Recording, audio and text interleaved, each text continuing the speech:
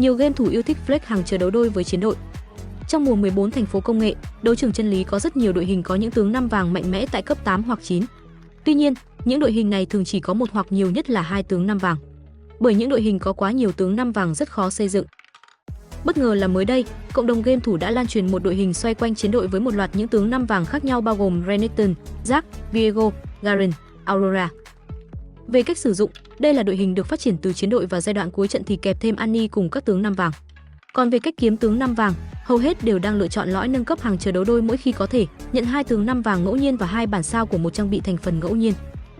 Trước đây, đã có nhiều game thủ khá e ngại chọn lõi nâng cấp này vì tính rủi ro của nó quá cao nếu ra một tướng 5 vàng mình không sử dụng.